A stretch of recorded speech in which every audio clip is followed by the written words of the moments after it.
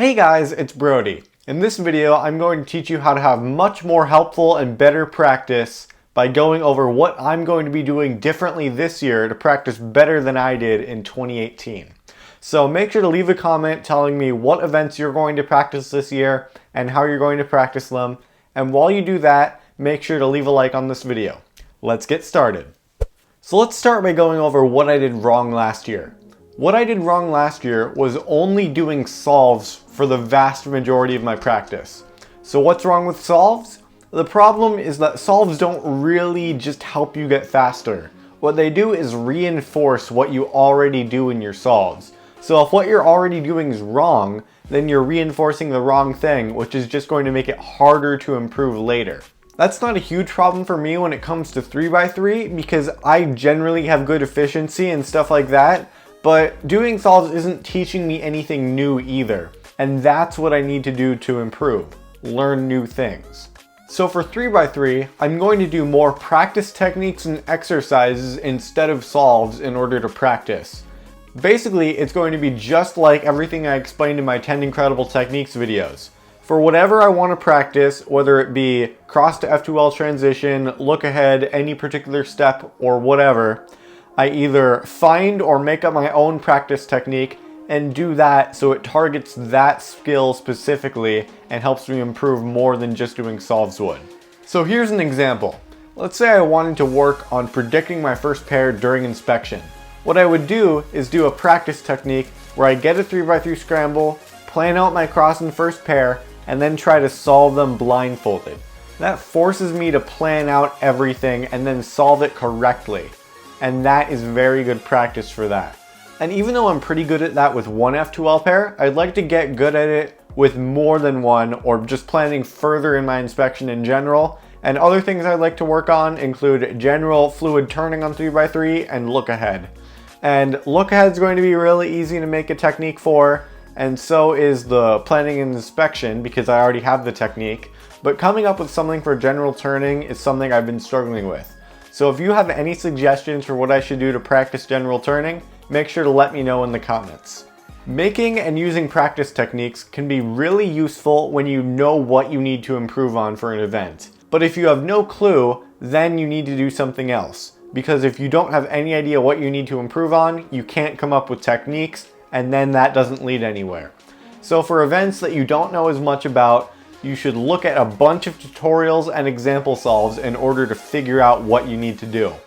I'm doing this right now with Megaminx, and in the future I'd like to do it with 7x7. So I've been watching a lot of cube skills videos about Megaminx, mainly things about F2L efficiency, and then I'm going to move on to S2L, and I need to watch a lot of example solves by people like Juan Pablo Wonky and Andy Denny and other people like that.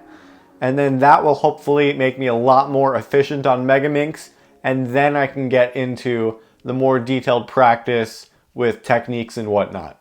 And then when I'm satisfied with my efficiency and overall skill in Megaminx, I can do the same thing for 7x7. I'm planning on watching all of the Tuesday tips videos and watching as many 7x7 walkthroughs as I can find in order to reach the same skill level on 7x7. And just so you know, if you're going to do this strategy of watching a bunch of tutorials and example solves for 3x3, it's really easy to do that because there are just so many resources available. There are so many walkthrough solves, so many tutorials. Just look up on YouTube and then you'll find what you're looking for. The key is to watch example solves, and then when you see something interesting that you didn't know about, then you need to try and implement that in your solves as soon as you can. But I'm not just going to be doing practice techniques and watching a bunch of tutorials. I'm still going to be doing solves as well. It may have sounded like I was trashing solves earlier, but really you just need to know what they're useful for. Like I said, they're useful for reinforcing what you already do. So once I have this level of proficiency in more events, then I'm going to be doing solves. And when I do solves, I'm going to be making sure to do them on stackmat instead of on keyboard.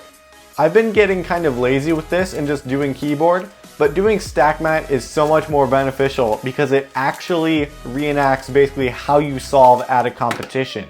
And for shorter events like 2x2, if you don't use a stackmat, then nobody will take your results seriously anyway. It has that much of an effect on your time, And even for longer events, there's no reason not to do it anyway, just because it gets you in the proper habits. So I'm going to be doing almost exclusively stackmat solves, which I have no excuse not to because I have the wire to connect it to my computer. And if that's a possibility for you, I recommend doing that as well. Another thing I'm going to be doing this year is learning more algorithms. I've hardly learned any algorithms in the past year or two, and I need to start doing that again just to keep following the theme that I'm always going to be learning something new. I could start learning something like more ZBLLs, or I could learn a new algorithm set, something like last two edges for big cubes, Megaminx PLL, square one EP, something like that. Again, if you have any suggestions, make sure to let me know in the comments. I'd be really interested in seeing what you have in mind. And the last thing I'm going to be doing is properly organizing my practice sessions. Now this idea is based off of a video by speedrunner Carl Jobst, and the video will be linked in the description. In his video, Carl talks about this in the context of practicing speedrunning video games, but I think this applies to cubing and just about anything else as well. So in his video, Carl recommends doing a few things. He recommends making a short list of a few specific tricks or techniques that you want to get better at. He recommends practicing them every day for a short period of time instead of practicing them for a long period of time but more irregularly. And he also recommends minimizing the amount of downtime you have during your practice. I already have a list of a bunch of different skills that I want to improve at for many different events, and I'll include that list in the description as well. So I've already got that part covered. It should be easy to know to practice each one for 20 to 30 minutes each day instead of doing one thing for several hours and then doing something else for several hours for the next day and repeating the process. The one thing that can be hard in a few cases is minimizing the downtime, but that also can be easy.